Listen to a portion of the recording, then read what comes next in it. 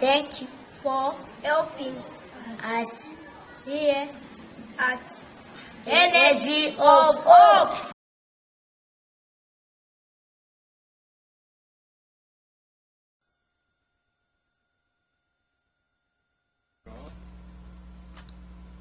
Good morning. Welcome to the Circle of Friends. Another great Thursday morning in the Liberty, Kansas City area.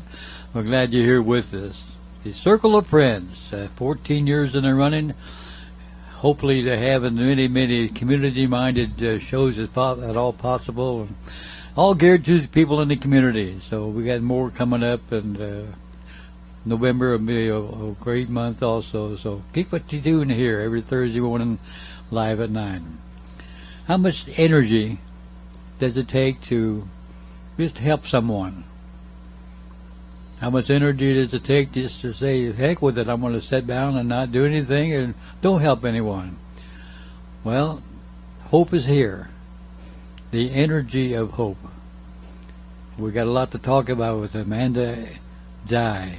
Amanda is here with a lot of energy and even more hope coming your way. There's a riveting story that needs to be told. And there's a lot of issues out there, a lot of talk about them. But the other thing is, it's a labor of love for this young lady. The energy of hope. And Amanda Dye. Amanda, welcome to the Circle as our newest member. Thank you very much. I can see the gleam in your eye when I talk about the energy of hope and I see what's going on. First of all, let's explain this, the title of Energy of Hope, and exactly where you started and how long you've been working on this. You can't be very long because you're such a young lady now, but the labor of love that I know that you have from hearing you speak before is riveting. So let's talk about the energy and when you first started. Energy of Hope is an orphanage that I started in Africa 2 years ago. I started it when I was 22 years old because I wanted to reach out to orphans and vulnerable children who I saw suffering. And right now, we're currently taking care of 17 orphans in Africa, and we provide all of their needs. We provide their health care, their schooling, their food, their spiritual and emotional needs as well. And these are still in the territory of Africa? Yes, these children are located in a small village outside of the capital city of a country named Zambia. Wow. And you just taken these people in and adopted them, and you might say? Yes, I'm the legal guardian of all 17 that are in the house, and we're looking to bring more children into the house. And they were at the age bracket of up to what? From 6 years old up to 14 years. This is a global issue. Why is it that a young lady here in Liberty, Missouri has destined the future of her life to take care of someone who's global that they don't see too often? How often, and then after that question, how often do you get to see them? Well, I think that we have a unique opportunity to make difference around the world that hasn't existed before because technology has broken the barriers of time and space. So I went to Africa when I was 19 to teach English, and I was just appalled to see the conditions that children were living in, and especially orphans. When they live in a third world country, they face a lot of issues. They face survival issues, emotional issues, educational issues, and health issues. And if you have a child that doesn't have a guardian, then they're not protected. And because of that, I wanted to be the person to protect them and to give them the life that they deserve to have.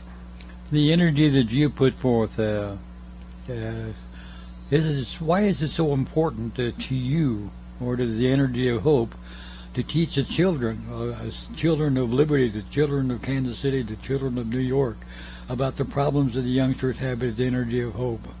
Because especially, Americans make up 5% of the world's population, but we also control a lot of the resources. And I think that with the blessings that we have in our country also comes a certain level of responsibility. And the children that are growing up in our nation are one of the most powerful groups of children in the world. And it's important to teach them now about the issues that they're going to face and that they're going to deal with, because when they grow up, their education can only take them as far as the knowledge that they've learned. If they haven't learned about the world, how are they going to function in the world if all they know is what has been around them and what they've been exposed to? They've been exposed to tragedy since birth, probably. The children in Africa, yes, have. I think that here in the United States, our children are a little bit more protected, but I think that really every child deserves to be protected, and especially when we're looking at the people who are going to grow up and have to take on these issues, it's important to bring the education to both sides. I saw you talk to young ladies and gentlemen with the 13s about a month ago. Yes. And I could see the looks in their eyes as you were trying to bleed this into it and let them know exactly what's happening. And their eyes were just as stern and looking at you as much as possible, and they're shaking their heads. And they can't believe the travesty that goes on by not taking in someone like the people of Africa, who actually need everything, need guidance, need education, need clothes, need immunization. They need through the energy of hope, that there is hope. There is hope. If you look at even our own country 200 years ago, we were facing a civil war. We had people who did not have enough food to eat. Our girls were not educated. There weren't not schools for everybody here. So when you look at just the history of our own country, and then you see what's happening right now in Africa, it's the same thing. And really, that shows how the whole situation can be turned around very quickly. You know, look how far we have come in the last 200 years, and know that it could be turned around even quicker for Africa because of the technology and because of the resources that exist now that were not available for us 200 years ago. So you or someone decided to build the orphanage, and they decided on Africa. Why did they decide to build in Africa? Are the students there or the youngsters there and more in need than some other country, you might say? Yes. I decided to start the orphanage in Zambia, Africa, because I noticed that the majority of the population was living on an income of less than $2 a day. There are 60,000 children living on the streets in the capital city of Lusaka, and that's a big problem. And it was a good place to get started, because obviously if people are living on less than $2 a day, then the programs could not be that expensive. But at the same time, with the amount of people and with the need that exists, we had the opportunity to make a really powerful impact in that area. $2 to the youngsters that you're trying to serve is like hitting the jackpot in the casino. Endless money, $2. Well, we got enough to last us 2 weeks, and their eyes have to lighten up to say somebody is thinking about us. Yes, and honestly, we put a lot more than $2 into our kids because we want them to do more than just survive. We invest in their education and in their well-being and in their health care, but most of the people in the area live on less than $2, and it's just impossible even to fill your nutritional needs with $2. Now, you talked about you building an orphanage in Africa. You decided about Africa. How did you make this decision? And where did you hear about the people in Africa? Where did you hear about the energy of hope? There's lots of questions unanswered right now. And a young lady like you be able to tackle something like this, it's just mind-boggling to me. Well, for me, I was fortunate enough to get to spend a day with Oprah Winfrey, and it was at the Live Your Best Life tour. And so I wasn't the only person there, but I was paying very close attention. And I was 19 years old, and when I heard Oprah talk about all of the different things that it was actually possible to do with your life, I thought, well, I've always watched TV, and I've always seen these kids in Africa, and I'd like to do something to help them, but I didn't know exactly what that would be. So I decided the first step would be to go to Africa and just see what was going on. And so I signed up to teach English in Tanzania, and then realized that I had the opportunity to make a really big difference over there. And where did this happening with you and Oprah Winfrey? Where did that happen? in her studios, or where did they? It was actually in St. Louis. Okay. And how did you get that invite? How did you know to go to this place and learn what something that'll forever change your life? I was lucky enough to get an email from the Oprah staff that was just inviting people to come and spend a day and listen to Oprah speak. And how could you say no to that? How could you say no to that? I don't know. It was pretty inspiring for me, so I wish everybody had the chance to listen to somebody like that. Talk about the kids. The kids, not knowing they're growing up as almost growing up like they're foreigners, because in fact they're separating themselves from so many other desolate opportunities out there. What kind of issues do these kids face in life, just to be able to cope with life? The issues that they've faced have been pretty incredible. We have children that have been slaves. We have children that have been exploited. We have children that have lived on the streets. We have children that have not had enough food to eat and have been abused and beaten. And most of the time, when they come into the house, they're very afraid and they're very quiet. Like you were this morning coming in here. Yes. Okay, go ahead. I'm sorry. That's all right. So, these kids, they come in and they're just terrified, and most of the time, they say, what do you mean? You're taking me to go live with this white lady, and she has a house, and they don't really know what to think until they're there, and then they realize so many things, that they can actually eat and sleep. And I have a boy, Mapeshu, and I had a video interview with him, and he was talking about all of the good things that have happened since he came to Energy of Hope, and he just said, I can go to school, I can jump, I can play, I can sing, and nobody hurts me. And they smile.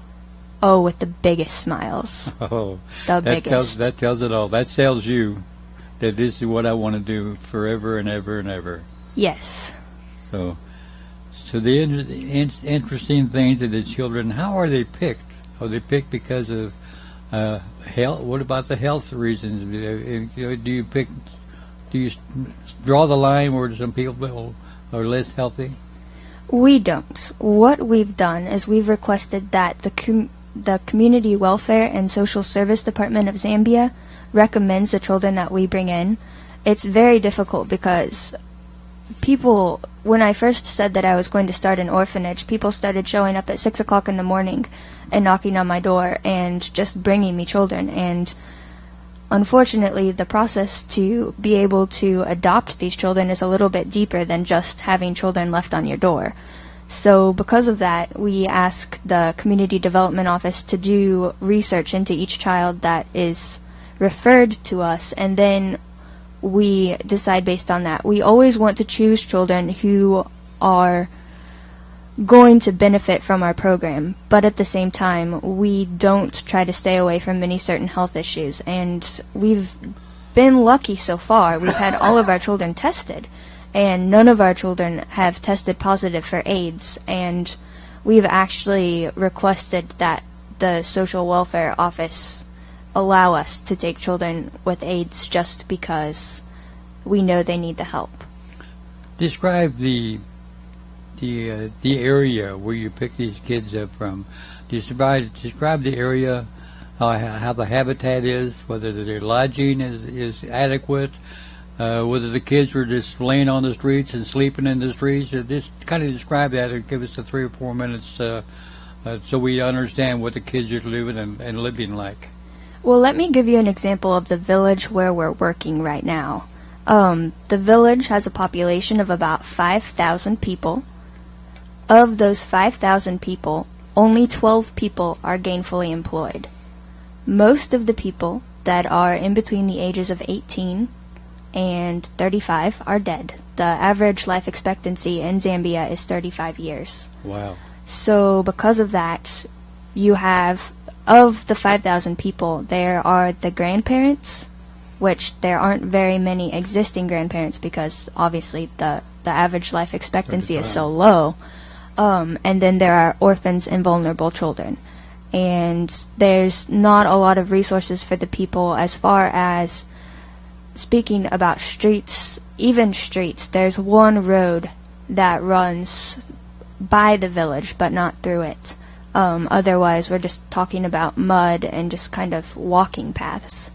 The children sleep up next to structures usually that have fallen down already. They're made out of mud bricks and termite dung, and plastic bags. A lot of times we have like our Walmart shopping bags or our, grocery bags, and a lot of children are actually living in just little huts that they've been able to construct out of those resources. Starting this process from ground zero had to be nerve-wracking for you.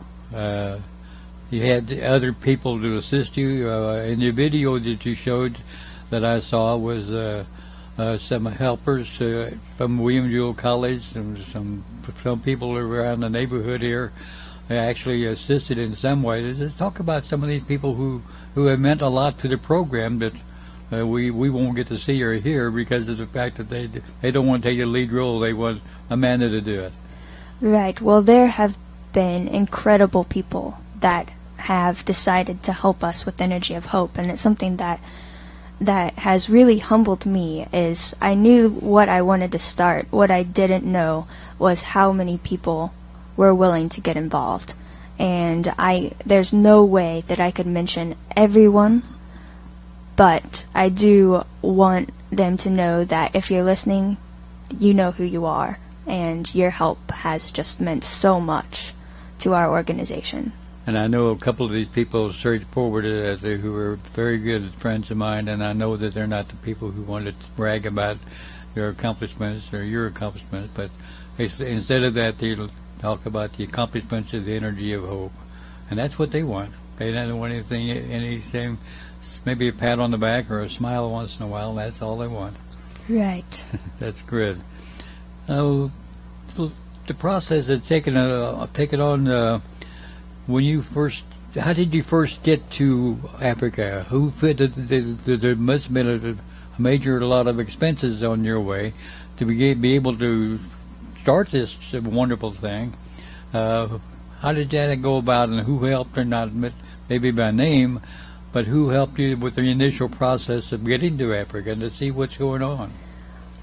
I did. You did? I worked 3 jobs, and unfortunately my car was totaled, but I was able to use the settlement to buy the ticket. And the office is out of the Energy of Hope, is it locally here in Liberty, is in the Northland? And how come someone email or call you to find out what they can do? We are always excited to hear from people who want to make a difference for Energy of Hope, and the way that they can contact us, we have a couple different options. The first would be to go to the website, which is www.energyofhope.org, and all of the information is there on the Contact Us page. We also have a phone number, which is 816-785-8810, and besides that, we have, or you can actually email me directly at amanda@energyofhope.org, and I will gladly return your email within 24 hours. And the speed goes on here, and it's still mind-boggling is the fact that you undertook the whole situation, started the process all by yourself, not knowing how devastating it would be to fail. But the fact that you haven't failed, the fact that you've made progress, and you're putting smiles in the youngsters' minds and taking the fear away from them. Giving them hope. Yeah, and taking the fear away from them, because they live in fear probably every day. The children on the streets, yes, they do. There's not a lot of honorable ways for them to be able to take care of themselves, and because of that, there's some real issues.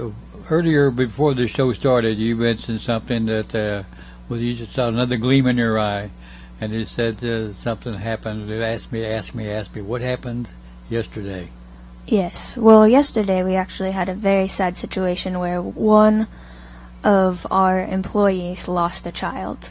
Boy. They still live in dire poverty, and a lot of times malnourishment is something that's difficult to reverse. It takes years to reverse it. And our employee had a daughter who fell ill. She was 8 years old, and she ended up not surviving. So she died yesterday at 4 o'clock in the morning. And so yesterday I spent a lot of time planning for her funeral, which makes us all sad because she's one of our own, and she deserved to live. And if we could have had the resources to take care of her, then she would still be here. Well, Amanda, you have changed a lot of children's minds, changed a lot of fears. How have the orphans themselves changed Amanda? The orphans have changed me. I can see this might be a 5-minute shot here. This might be a 5-minute shot. Yeah, we got it. Great. Go ahead. They've humbled me. I never will be able to see life as I saw it before I went to Africa, because I see it now as so full of opportunity, and I never realized how powerful it could be to help somebody else and how empowering it could be to help somebody else. But when you realize that your actions do make a difference, it gives you a fire that nobody can put out. The kids, for me, they have given me the reason to keep fighting, because none of this has been easy. And for me, every day, the first thing I think about when I wake up and the last thing that I think about before I go to sleep is the kids. And I always imagine what they're doing exactly right now. And just like, it's 9:27 in the morning here in Liberty, Missouri, but in Africa it's the afternoon, and I know that my kids have just come back from school and they're working with their teacher to get caught up on some of their classes. So I know what their books smell like. I know the smiles on their faces. I live with such a consciousness of what's going on in the other country because I have such a deep love and respect for the people that I've left there. Has there been any feedback from the Oprah people that after your many successes in Africa? Any feedback at all, positive notes from Oprah? I haven't heard anything from Oprah or her staff, but one thing that I think that it's really important to say is that I did not start an orphanage to be on the Oprah Winfrey Show. I started an orphanage to help the children in Africa, and the change can't come from just one person. It's not one person with a lot of resources is not going to be able to change the fate of Africa. It's going to take everyday people making everyday contributions, making, thinking about it, knowing about it, and trying to make a difference. The determination is what will take anybody further than any kind of resources. So God doesn't call the equipped, He equips the called. And if you feel called to make a difference for the children in Africa, please let me know, because I'm looking for people who can assist with the everyday. It's wonderful to have people like Oprah who have the resources to do what you're doing and to do what a lot of the people should be doing with their resources, instead of some other philanthropists who sit on their money and don't do anything good for the community at all. And Oprah set it up on herself to make a business and make a difference so many ways.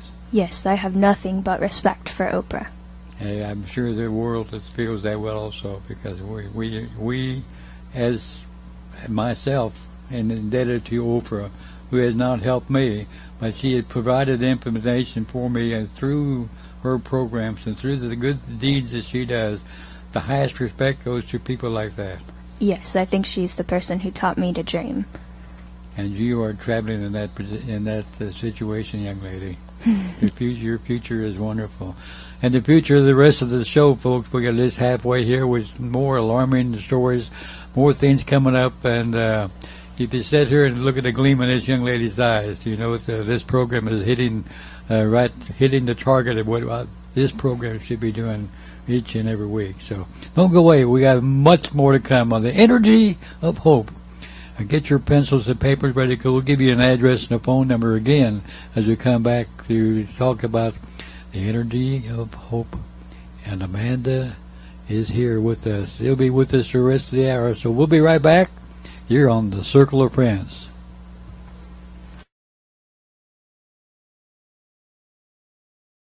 Thank you for helping us here at Energy of Hope.